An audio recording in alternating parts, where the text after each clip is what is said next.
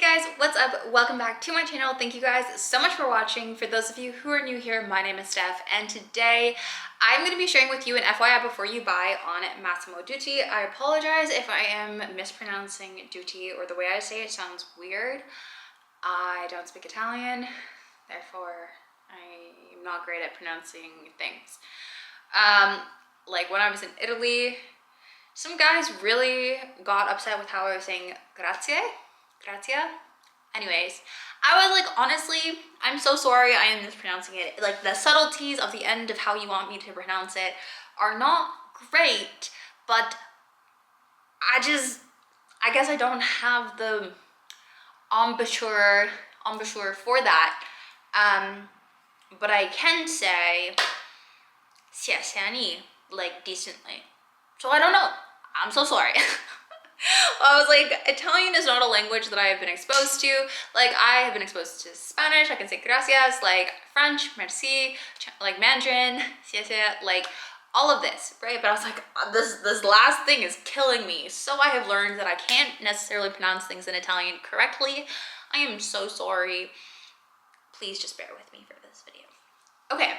So, like I said, today's video is FYI before you buy from Massimo Dutti. This is coming from a Canadian perspective. I just like want to remind you guys that one, Canada and the US, we are not monoliths. We have very different currencies, taxation, like rules and regulations, import duties, fees, trade regulations, like FTC rules, all of that sort of stuff. FTC is not even Canadian, and that sort of stuff. Just how, like, Europe is not a monolith, Asia is not a monolith. Like, me as a Canadian, like, there are going to be things that I'm saying that are somewhat relevant to the US, but please keep in mind that, like, for instance, like, our threshold for, like, duty-free import is, like, very different. How we're taxed on foreign goods is really different, and that sort of stuff. So I'm going to speak to a lot of this from a Canadian perspective on, like, the shopping, shipping, importing, all of that sort of side of things, but in terms of, like, fit, form, function, the materials, everything like that, we're going to be a little bit more like universal there, okay? I just want to like let you guys know. So the first thing I'll talk about, I'll get this out of the way, is the difference between buying the product in Europe versus getting it shipped. Now, I bought this sweater cardigan in Greece. Now, my total bill with my friend's tank top in it was under $200 Canadian.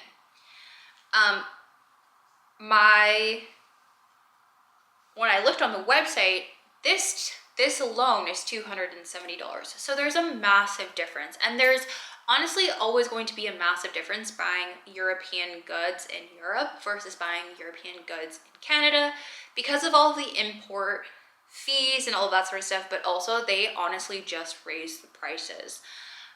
Things like, you know, luxury goods are very different in price between Canada and Europe. Even between Canada and the US, they're just not the same. And we are also hit with like exchange rate. So you keep that in mind that like my bill was like 180 euros for everything, which came out to like 220 Canadian maybe with tax and stuff. And then I got that back, so it was all like under $200. But actually like the sweater itself on the Canadian website is $270. Like this is $189 Canadian if I just converted on the website. But in Canada, it's $270. I still have to pay shipping and I still have to pay taxes, right? So there's a massive, massive, massive price differential between the two. Then the in-store selection. There are so many more Massimo Dutti stores in Europe than there are, at least where I'm from. There used to be 2 that I know of, and now there's only 1 that I know of.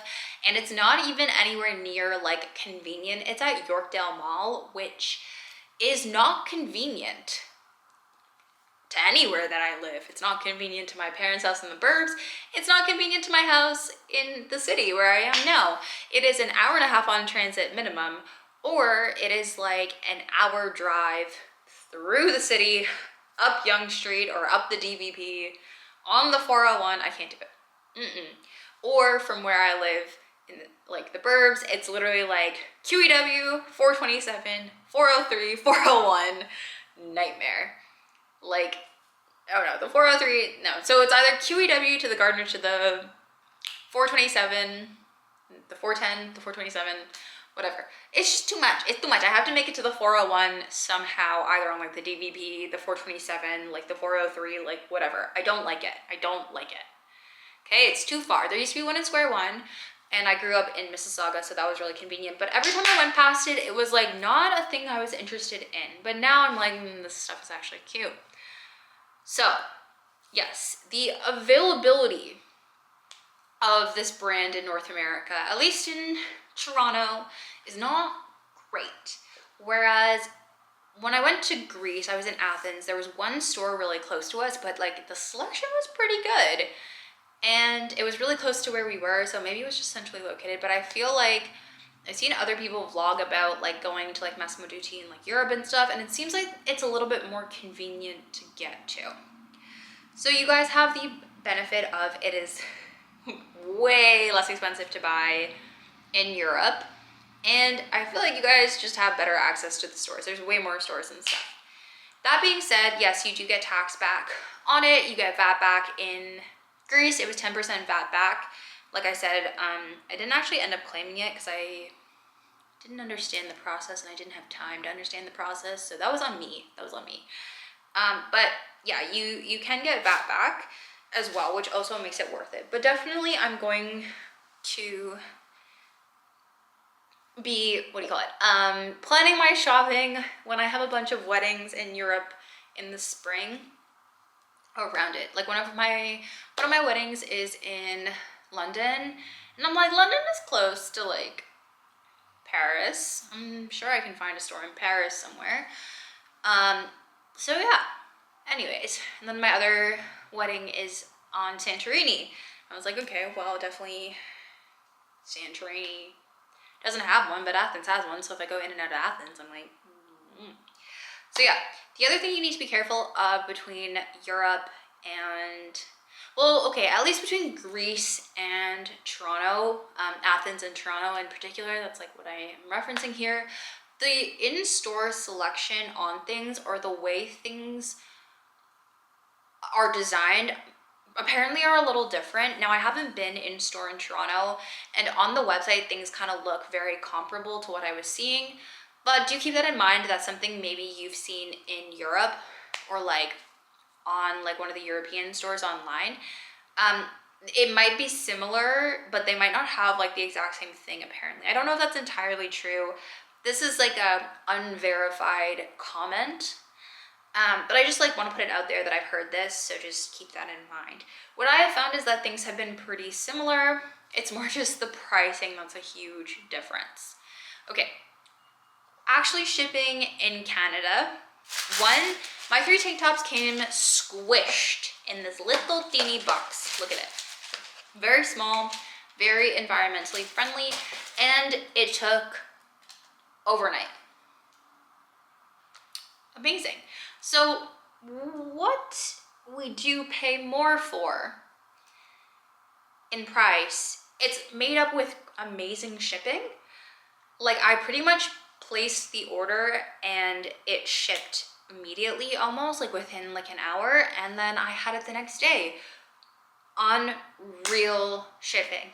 Now I did have to pay taxes like normal provincial, well, in Ontario we have HST, so we pay 13% HST. We have one of the highest HSTs, but it's province to province. Like I know Quebec is like 9.5% or something. So you'll pay your provincial HST. In the States, I'm sure you would pay like a state tax or like whatever the equivalent is.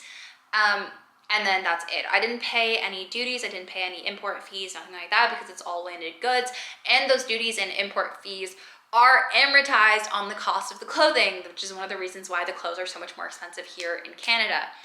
But do they need to be almost $100 more expensive in some cases? I honestly don't think so. I don't think that a $189 sweater should have $100 of import duties on it. So there's definitely some other cost going in there, probably shipping costs to get it to Canada, the labor associated with it and stuff like that. But I do wish there was a bit more parity in pricing. Now, here's where we actually get to relevance to everybody who hasn't shopped from Massimo Dutti yet that wants to. They have a combination on their website of sizing. See, like this is a hang tag. It actually kind of looks like a Zara hang tag in my opinion. But they have European size, American size, Mexican sizes, and UK sizes. So there's tons of different sizes that you'll actually be able to see on the hang tag because they only use one hang tag for where they sell, which is pretty convenient. They go extra small to large, not an amazing size range. You know, we could be a little more on either side. You know, I'm thinking double extra small, extra large, maybe a little bit. And I talk about like clothing companies not having inclusive sizing ranges all the time. It is not a commentary on anything except for the fact that it literally, for these large corporations, costs them almost nothing in reality to add an extra size. I mean, like, obviously it costs them something, but the actual like margin lost adding an additional size compared to the positive PR, the positive like brand perception, and the inclusivity that will ultimately drive more consumers to their brand, I'm sure is worth it, right? Like, even if you were to think, okay, let's say that they're not into the body positivity movement on one end of the spectrum, but are okay on the other end of the spectrum. God knows why you wouldn't just be okay on both sides of the spectrum, but let's say hypothetically, even if you add one more size, let's say they do. Think about it, that's a whole full size of people who can shop at your brand, increasing your target demographic. Now, maybe they don't want to, but that's truly a mistake on their part, because I think that everybody would love to have cute, nice, well-made, good clothes. Just me personally. But yeah, I really think that their size range could use some work, if I'm being honest with you. And also keep in mind, if you are a North American, okay, European sizing, European brands fit differently in general than American brands do. There is something about American sizing and the trickle up to Canada and stuff like that, where our sizing charts are a little bit different than they are in Europe. I'm not sure if that's because percentage-wise, American brands do cater to a larger spectrum of sizes, so that they do have a different grading in between their sizes and stuff. I don't know if it's because of the body type averages that are available or that are prominent in different countries. I don't know if it's because European designers are operating under one mindset and American retailers and designers are operating under a different mindset for how they want the clothes to look and all this sort of stuff. But please keep that in mind to really consult the size chart. I think if you are especially in the mid-size range, there is so much variation in what mid-size actually means company to company. And I think what is mid-size one place is not actually mid-size somewhere else. In terms of variation, you can get, you know, in some American companies, a size 6 really fits like a size 8 to 10, which is the like larger end of mid-range, and the size 6 not even really mid-range, but in terms of like the size chart, it sort of is like the beginning of the mid-range. Or you have other companies where a size 6 really fits a little bit more snugly. It's a little bit more like a 4. So you want to make sure to consult the size range on that, and as best as possible to try on things. And I would say this as well, like I even think like buying, like if you're going abroad and you're going to like Lululemon in Asia versus Lululemon in like Vancouver, keep in mind that Lululemon in Asia, all companies adjust their size charts a little bit in Asia versus in North America for the different builds present predominantly within, you know, the countries that they're going to sell into. I know that this is an issue in Singapore where a lot of expats in Singapore will go to Lululemon and be really excited, but then come across like Asian sizing, which is very much more like a little bit more petite, a little bit shorter. So like a size 4 in Lulu in Singapore sometimes doesn't fit like a size 4 in North America would fit. So I think that that would be necessarily true for any brand that is actually changing and is conscientious of the demographics of where they're selling. They'll make little adjustments in their sizing charts, and also just every brand has different sizing, so always keep that in mind. I think I wouldn't just blindly go in and say if you're a size small, which is a size, you know, 2 here and a 4 here, that you're going to be a 4 here, right?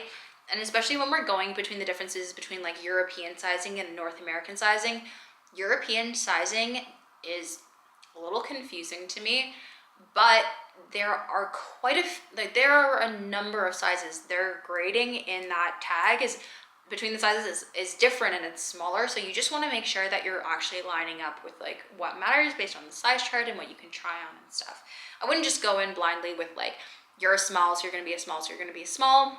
That sort of mentality, because I think like with some things, I think it's like the brand fits a little bit boxier in places. Like even though I'm wearing a small, I feel like I could have gotten away with an extra small, right? Like I was just thinking about arm lengths, but very much like in the shoulders, in the body of this, like even with my tank tops, I probably could have gotten away with an extra small because of how much more room there is given in the shoulders, in the body, in like this midsection here of the sizing, right? So just keep that in mind, that your North American standard size might not translate to your European standard size, and vice versa. So just always be aware of that. Always consult size charts as well.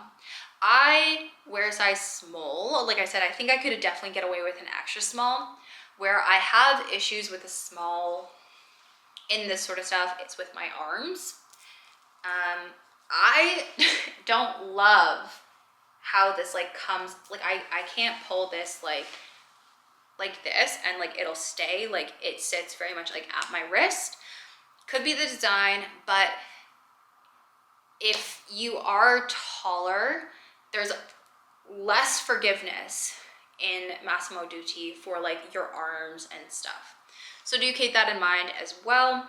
And also with this, I think honestly, I hate to say it, but because of the smaller size range and the lack of petite sizing or tall sizing that I have seen so far on their website, as well as plus sizing, there's a little bit less forgiveness in some of the pieces for like, if you are a little bit taller but you have longer arms, like they're very much still, I hate to say it,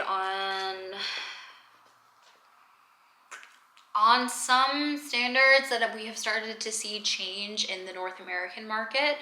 But it's not necessarily a bad, okay, well, I'm gonna say it's not necessarily a bad thing, but I think that there's room for more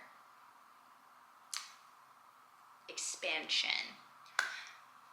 But that's just my opinion on it. But yeah, sizing, I wear small, like I said. Okay, we've gone through that. So I think overall, I think in terms of like what the clothes, the quality of the clothes and everything like that, I so far feel like everything I have felt in the store, as well as I've had this sweater now for over a month. I'm gonna do a standalone FYI on this guy as well. I feel like the quality is really nice.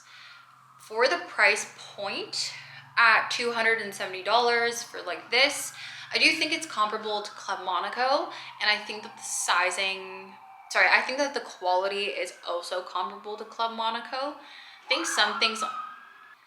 I think it's pretty good. I do think it would be potentially comparable to Club Monaco stuff. Last I bought from Club Monaco a couple years ago. I haven't bought recently, but from like older Club Monaco stuff that I have, I feel like it's pretty comparable. And so long as they haven't changed that sizing, that quality, I think I think it's pretty good. Now the stuff that I picked up is high maintenance stuff, so I'm not like going to speak on like their basic tanks and all of that. Like things that I got are like, this is a like fuzzy wool, but like loose knit wool sweater. And like these are wool and cashmere tank tops. Like this is not low maintenance clothing. So I think I'm just in my mind already going into it knowing that like this stuff is high maintenance. So I'm prepared for that. I think so long as you use like a wool or cashmere shampoo or like just commit to the dry cleaning life, I think this stuff should be good and should last a long time. I will report back after a little bit of like buying more from the company and stuff. I like to do updates every year, like 6 months to a year on things. But overall, this is kind of my initial FYI before you buy. I hope if you guys have any questions, please let me know down below. I hope I've helped you out a little bit. And if you have, again, any questions or comments, like let me know in the comment section down below. And don't forget to go check out my haul of these tank tops and the FYI before you buy it on this cardigan. Yeah, thank you guys so much for watching. Please give this a thumbs up and subscribe, and I will see you in the next video.